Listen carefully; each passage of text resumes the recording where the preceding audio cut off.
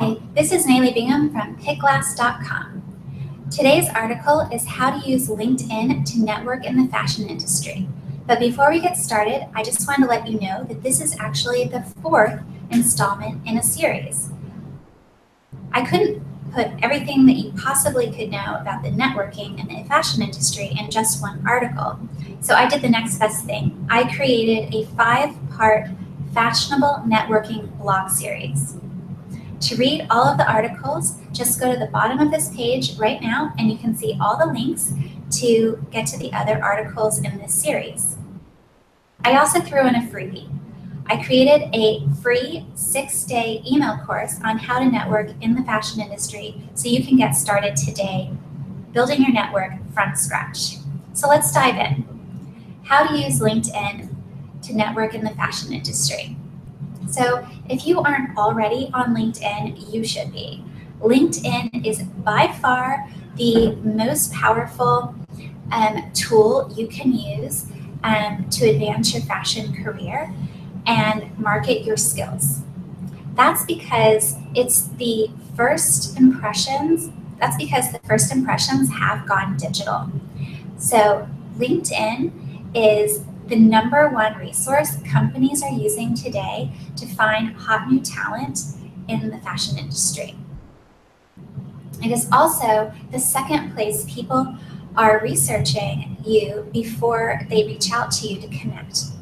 The first being Google. So here I am going to show you how to use LinkedIn to build your network in the fashion industry. So LinkedIn has a huge advantage over other social media platforms like Twitter, Instagram, Snapchat, etc. It is exclusively for just for professionals. You can only connect with someone whom you've actually done business with or have somehow known personally before.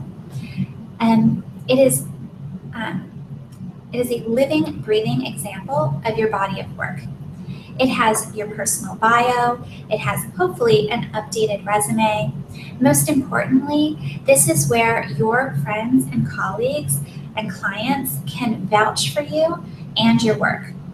They can write recommendations, and you can also post examples of the works and projects that you have recently done. It is a silent promoter. It can work for you 24/7 without you even having to put much effort into it. So let's talk about how to make a new connection using LinkedIn. Now, you might be thinking, how can I connect with someone that I don't know if LinkedIn won't allow me to?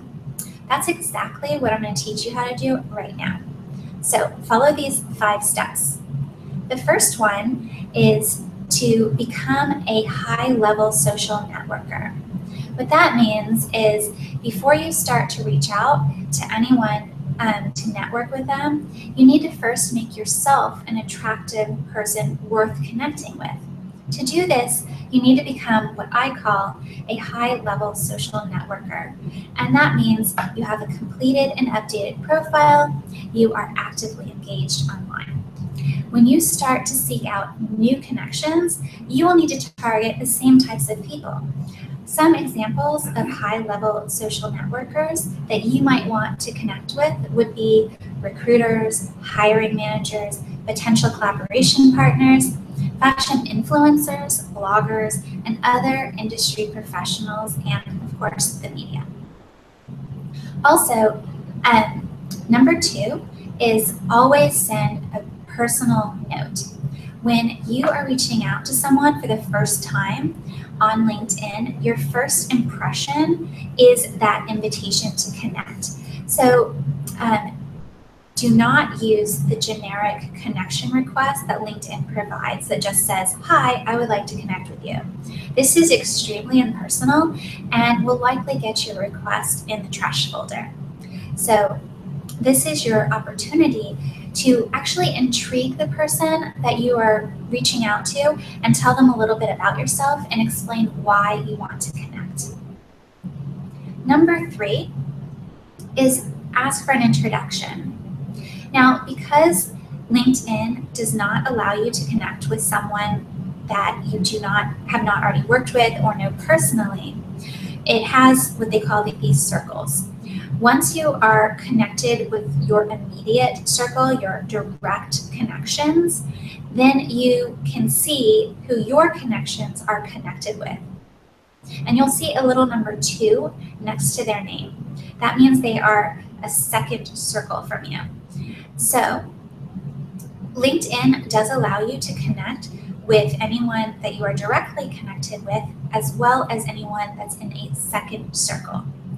If you see a number 3 next to a person's name, that means that they are on the outer circle, and you will need to have a introduction in order to connect with them. So you would have to ask either your direct connection or your second connection to make an introduction for you. So at this point, you're going to have to ask a favor. Now, number 4 is to join groups. As previously mentioned, LinkedIn does not allow you to send direct connections, connection requests to people that you don't know personally or that you've done business with. However, when you join these groups, which are very similar to Facebook groups, you have a couple of advantages. One, when you join different groups on LinkedIn, you are kind of joining a built-in network of other industry professionals that you share a common interest with. And you can find all kinds of anything from, wearable tech groups to sweater designers to,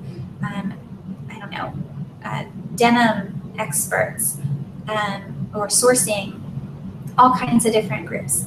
So LinkedIn does actually allow you to make requests to people that you are connected with via these LinkedIn groups, which is kind of a workaround.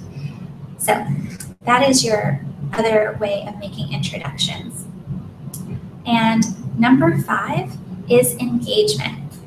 So the key to taking full advantage of any social media platform, whether it be LinkedIn or otherwise, is engagement. The more you engage with the audience and with people that you are already connected with in LinkedIn, then the more you're going to have this built relationship with them. It's going to be a stronger relationship that's going to go further. So take the time to send messages on a regular basis. Another thing is LinkedIn will send you notifications when your connections have either switched jobs or maybe they're having a work anniversary. Take advantage of this and just send them a little note so that they will appreciate that you took the time to send a personal note, as well as this kind of opens the door for you to start another conversation with them if you haven't spoken to them for a while. So those are my tips for how to connect using LinkedIn in the fashion industry. I hope you've enjoyed this series. Again, you can go to the bottom of this page and see all the links to the Fashionable Networking blog series. And I also hope that you will take advantage of the free 6-day email course on how to network in the fashion industry. See you soon. Bye-bye.